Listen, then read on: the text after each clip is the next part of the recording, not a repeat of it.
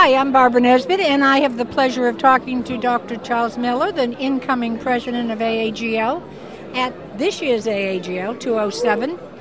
And what do you have on the coming up for next year, Dr. Miller? Well, Barb, I think we're continuing the excitement of the 36th World Congress.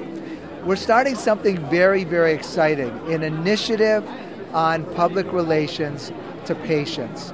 You know, we've gone out and solicited dollars from industry to help us put together a plan in how we can educate patients. We don't want our mother's hysterectomy anymore. We have to think about multiple alternatives. Just as with hysterectomy, the same can be said with pelvic prolapse. And the AAGL wants to be that society because ultimately, at the end of the day, we are the society that truly is interested in minimally invasive gynecology. So we are having a press conference on Friday to launch the initiative.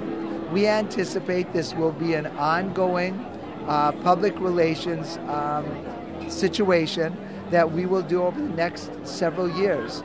And I look forward to changing trends of female care. Good. You're going to educate the doctors. Educate the doctors by educating the patients. If the patients know what to look for, you know, patients are interesting, especially female patients, because they have their first talk about birth control pills with their gynecologist. Their gynecologist then is their obstetrician. Their gynecologist then talks to them about contraceptives or even menopausal situations later on. They trust their gynecologist. But we have to be able to separate trust and experience and comfort. And we're not saying that people cannot practice the way they want. God forbid.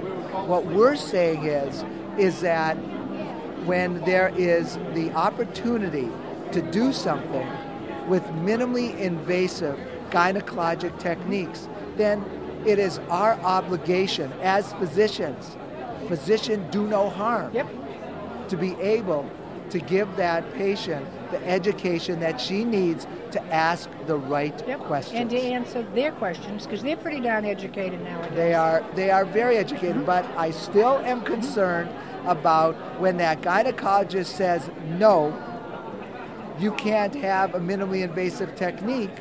Is it because the patient truly cannot have the technique, or because the gynecologist is not experienced, not comfortable with that technique? And that's what we want to empower women to do. To ask that question. That is to ask the questions and to be willing to seek second opinions. Perfect. So that ultimately, at the end of the day, we impact healthcare for women positively. Very good, and congratulations to you. Thank you. Have a great year. Enjoy the rest of the meeting. Thank you. Thanks.